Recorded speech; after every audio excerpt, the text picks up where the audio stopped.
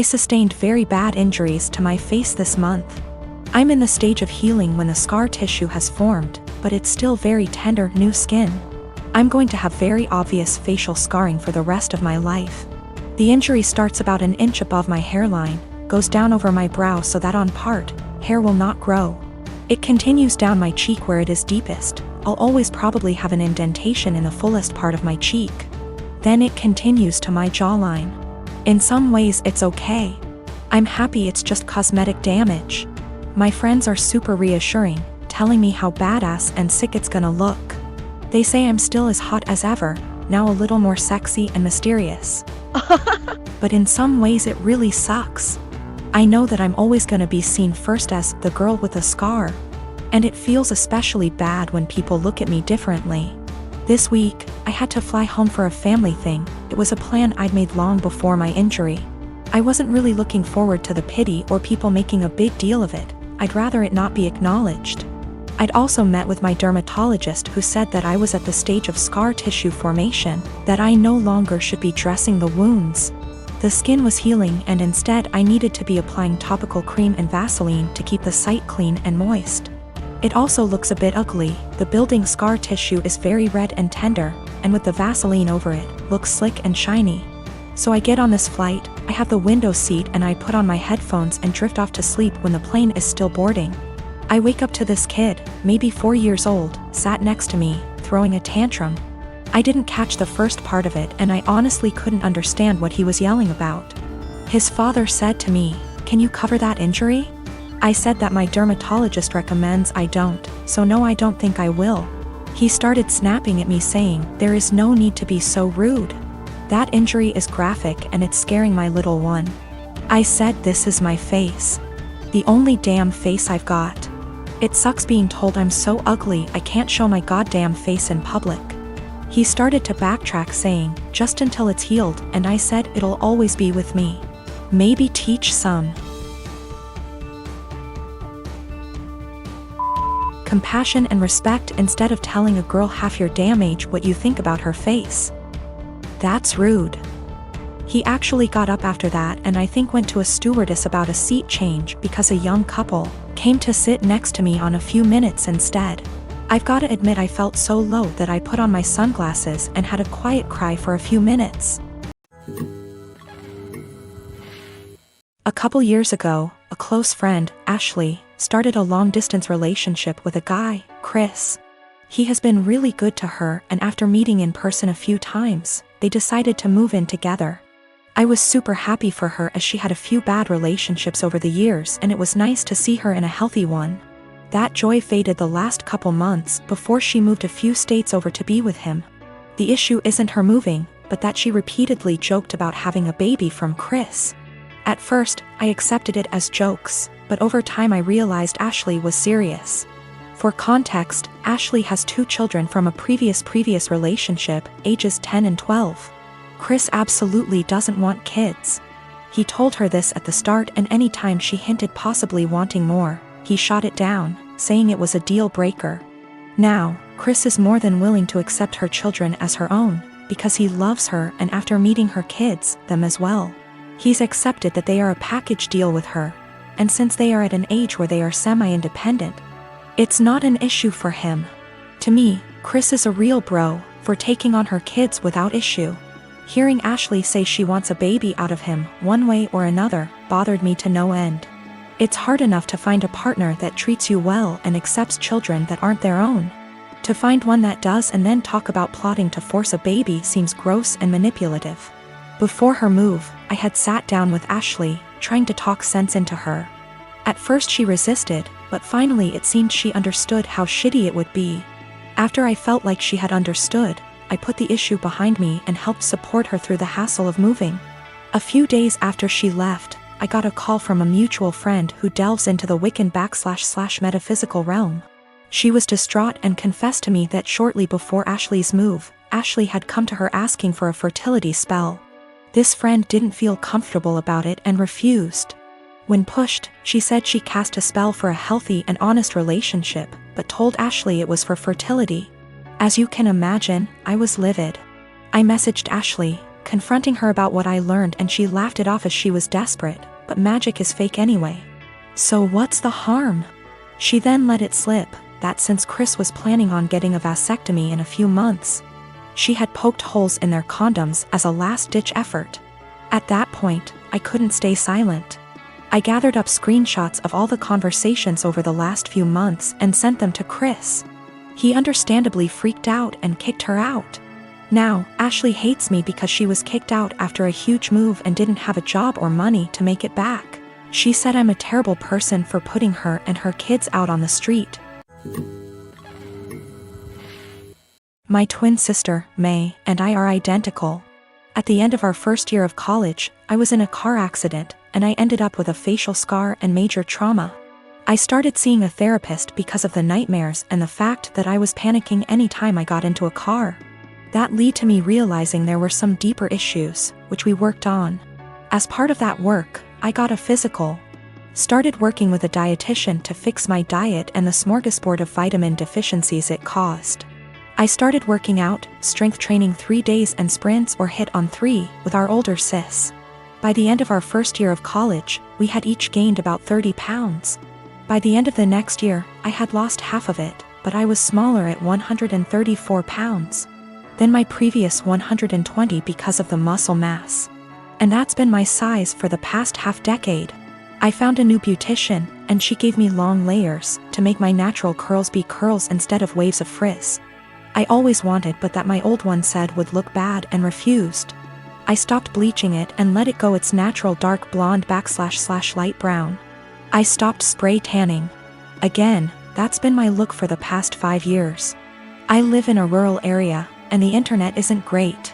Things like FaceTime just aren't options, and I can't post a lot of pics on social media /see of it.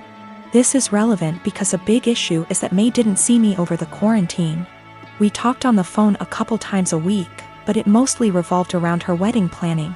She got engaged before the Rona put us on lockdown.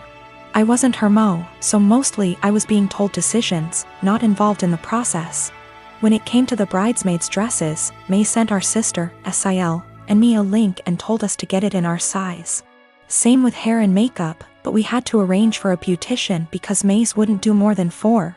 And she wanted her friends at the appointment with her. Except she didn't do a bachelorette party with us, she did with her friends, or rehearsal dinner. So May didn't see any of us until the start of the wedding. She was livid. Apparently, she thought we would have stopped working out because of the Rona, even though we did it at home. Or that we would have stopped when she announced her engagement, so we didn't upstage her. She was mad because I didn't try to hide my scar and didn't tan, thought it would be implied. She made several snide remarks before throwing a drunk temper tantrum at the reception, basically accusing the 3 of us. But me ESP of trying to upstage her. I don't have that excuse /C. I was a DD so sober, but I, quite famously, have a low tolerance for angry or crying drunks. I told her, if you're so insecure, you should have got off your ass instead of expecting us to lay on ours to make yours look better. It only got worse. Our family is on my side /C. I didn't start it or do anything. But his family and her friends are giving me shit. Background about my sister. 2 years ago, my sister was killed in a car accident. She was riding with a friend to the mall, the friend's parent was driving. And teenage boy plowed through a red light while texting on his phone and hit the car my sister, Carrie, was in. Carrie was killed instantly and her friend, June, was in a coma for 3 weeks before her parents took her off life support. When Carrie passed, I was devastated and angry and just not in a good place. Carrie and I had been extremely close. Despite a 7-year age gap between us, we enjoyed a lot of the same shows, we went to concerts together. We volunteered together, and I took it upon myself to guide Carrie like any big sister would do. Our parents were extremely busy with work most days, and Carrie and I would often cook together and do crafts when we weren't too busy with school work. Carrie wanted to be a NICU nurse when she grew up, and I helped her find a volunteer position at a local hospital to help get her gain some experience being around patients.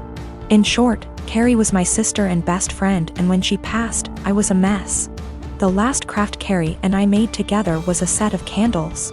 We bought the wax at a local craft store and we both made each other a candle and decorated the jar it was in. That was the day before she was killed. At her funeral, Carrie was buried with the candle I made her. The candle Carrie made me sits on my desk next to my favorite picture of her and I together at the beach. Or it did, until last week. Background about my boyfriend. I met my boyfriend about 1.5 years ago, about 6 months after Carrie passed. I wasn't looking for a relationship, I was still grieving my sister's death. But Eugene came along and it was love at first sight. He was extremely supportive, let me cry on him when I needed to, didn't push me into getting over grieving or anything. He was extremely gentleman about everything and very, very patient. After 6 months of seeing each other pretty regularly, we made it official. Eugene came into my life at a very low point and he has always been very respectful of sentiments I keep from my sister. Never asking me to take them down, always giving me space when I needed to cry. Eugene, along with most, if not all, of my friends and family know about Carrie's candle. There was a point after she died where I would take the candle with me everywhere out of fear that someone might light it, or steal it. Or who knows what. The point is, that candle was and still is a very important part of my life and something that my sister made for me and me alone. When Eugene and I moved in together about 4 months ago, I packed away most of the reminders of my sister and put out the candle and picture on my desk. I felt that this was a huge step because when I'd lived just by myself I had pictures everywhere and a few knickknacks laying around from my sister. I wanted to make Eugene and I's home our home with just a small part of my sister there. Eugene understood and was very supportive. Last week, we had a massive winter storm that knocked out power. We didn't have power for 3+ days. The power was knocked out at Eugene and I's house while I was at work, which did not lose power. Eugene texted me that he was going to light some candles and try and get a generator, so we could have some for of power or at least be able to charge our phones / use lights / etc. Now, we have probably 30+ candles in our house. I am a huge fan of sales and when Bath & Body Works has a candle sale, I like to stock up and get a range of scents. We have candles scattered all over our house. In the room where my desk is, there are no candles aside from the one Carrie made me. None at all, and there never has been. This room is also downstairs, where Eugene doesn't spend a lot of time, his desk is upstairs. When I arrived home from work last week, I noticed a bunch of candles burning in our living room, safely. Always monitored and not near anything that could ignite. One of these candles was the candle that Carrie had made me. I burst into tears and when Eugene heard me crying he came out from the bedroom, where he was lighting more candles, and asked what was wrong. I was a wreck and couldn't get any words out. When he tried to calm me down, I shoved past him and locked myself in the room where my desk was and just cried. I don't know how he could be so stupid. He knew and I thought he understood how sentimental the candle was and how much I cherished having a candle that my now deceased sister had spent time making with me just a day before she was killed. I haven't been able to speak to Eugene since it happened, Tuesday of last week. He has tried to explain why he did it, because he needed candles to be able to see, but I just can't wrap my head around it. He hadn't gotten into the large candle stash I have upstairs right by the living room where Carrie's candle was, but went downstairs, out of the way to grab the most sentimental, cherished item I have.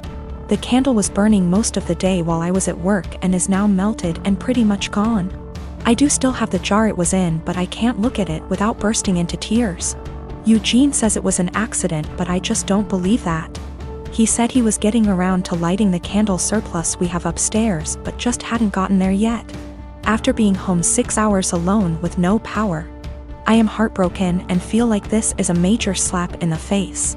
I feel disrespected. I feel like he disrespected my sister.